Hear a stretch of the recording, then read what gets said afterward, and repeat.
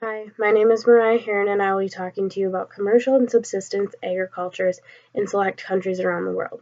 Agriculture occurs every day, here in Wisconsin, around the United States, around the entire world. And because of agriculture, we have food. This food is shipped all around the world for supply and use.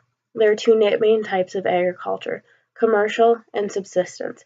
Subsistence occurs in underdeveloped countries, and the crops and the livestock are raised for the farm's use, which leaves little for selling and for trading. Where commercial happens in more developed countries, it uses modern technology, and what is produced, what is raised, is used specifically for selling. Factors which distinguish commercial and subsistence would be the purpose for the farm. Are they using it for families, for their use, or are they using it to make a profit? Others would be the percentage of farmers in a labor force, the use of technology, the size of the farm, the relationship of farming to other businesses. Since both types of agriculture are used around the world, I am going to be talking about the United States, India, and Ethiopia. In the United States today, roughly 2 million people farm or ranch, and about 90% are operated by individuals or family corporations. Many of these farms are commercial farms that sell animals or other farm products for the purpose of production. The United States shows the advancement of technology, such as tractors, and the advancement of commercial agriculture using machinery like combines, tractors, um, any type of machinery, technology like robotic milkers, that is being used within the United States. Agriculture, American agriculture provides jobs, including production agriculture, farm inputs, processing, and marketing, along with retail and wholesale for about 15% of the United States population. This means that agriculture provides jobs for 15% of the population, which is, in a large sense, a small sense, a pretty big thing because there are lots and lots of industries around the world. America's ranchers and farmers consider themselves professionals. Most of them are trained or certified in the use of chemicals and soils. There's they do soil testing, manure hauling, cash crop. There's very multiple different levels. Some people even go to school for farming and do farm technology programs and courses. They tend to not spend money on costly fertilizers and nutrients unless they are considered to be completely safe. That's where you look at the GMOs versus non-GMOs type things. Otherwise, it can be considered not good for business. Also, roughly 30% of today's farmers have attended college and obtained a degree, and some are going for postgraduate degrees. Many hope to leave their farms to the children who are going to school and to follow in the family's footsteps. Because of modern technology, many farmers are producing more food on less acres, leaving millions of acres for wildlife habitats. Due to this type of precision farming practices, crop yields tend to boost and also reduce the amount of waste. Other modern technologies, such as computers, are being used. This happens in robotic milking. This happens, chipping, to keep track of an ear tag. You scan an ear tag, it can tell you the production of milk from the cow. It can tell you, farming. Some of them self-drive themselves. So the technology keeps growing. Computer, the internet, everything, phone is being used, along with the education in biotechnology, food safety, and integrated pest management are very supportive practices. Besides modern farming, a few general facts about agriculture are ethanol and new biodiesel fuels from corn and other grains are beneficial to the environment and promote energy security. Energy is created from commercial farming. So with energy being created, it helps the overall well-being of the United States. Agricultural land provides habitat for 75% of the nation's wildlife. Deer, moose, waterfowl, other species is in this population, and it creates habitat for them. On average, every 24 hours, 365 days a year, around 6 billion in agriculture U.S. products, grains, oilseeds, cotton, meats, vegetables, snacks are consigned to shipment to export to foreign markets. This shows how much we're developed compared to these other countries. With that being said, India. India is more of a work in progress country. Agriculture plays an essential role in the process of economic development of less developed countries like India. Because agriculture is important to these underdeveloped countries, roughly 72% of all working population is involved in agriculture. This population is involved in agriculture because it's what is needed to be done.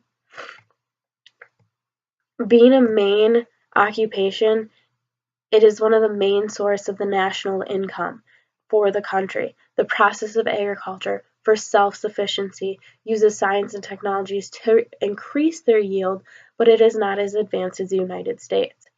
The program includes under the new strategies are high yielding, multiple crops, integrated development, plant protection, measurements, increased use of fertilizer, and new irrigation. This means that India's agriculture is a work in progress. Science and technology are being figured out and used to create agriculture in a more efficient way. Also, land patterns are changing the agricultural structure. Changes in cropping patterns, trends in food consumption, output, input, and annual percentages, sources of growth, and instability are all items India is working to change to create agriculture to be more efficient like commercial agriculture. Because of more modern farm practices are approaching in a work in progress company, both the United States and India, like other countries, are more developed, where Ethiopia is less developed and has a high amount of labor force in agriculture. Ethiopia is the home to a large number of people living on less than $1 a day. And although the economy is diversifying, farming is still the basis for many people. In most developed countries, more people are living on more than $1 a day. I can tell you right now, I'm definitely living on more than $1 a day. I mean, my lunch itself is more than $1 a day. So we are living on this. We're living comfortably because we can do that. For instance, I'm comfortably living because of the fact that I am going to school. I am obtaining a degree. Therefore, I'm spending more than $1 a day. And that is the use of modern technology as well as the development of the United States. Roughly 3 out of 4 Ethiopians' occupation is agriculture, and it's mainly subsistence. Even with the high amounts of farming occupations, more than 31 million do not have a sufficient amount of nutrients to eat. This shows that subsistence farming in less developed countries is a process, and it lacks modern technology. It lacks for the help of themselves. Many farmers lack the equipment and is poor in the market, which makes it difficult to earn a living. With poor access to earn a living is difficult, but it's even more difficult to farm without the help of education, training, equipment, development. But for local markets, farmers usually grow root vegetables, maize, wheat, beans that is sufficient for them, while others try to grow the cash crops.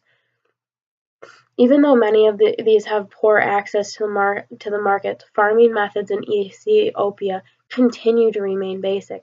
This shows little advancement, but the investment in farming could lead to a major increase in crop yields as well as crop nutrients with feeding the people. Climates for agriculture purpose vary across the country, but is pleasant in most parts. So Ethiopia, unlike the United States, is very underdeveloped. In comparison, Ethiopia runs strictly off of subsistence farming and has way more occupation within farming, but still lacks the modern technology that we use, where we're at 15%, and for them, they're at 75% of the world.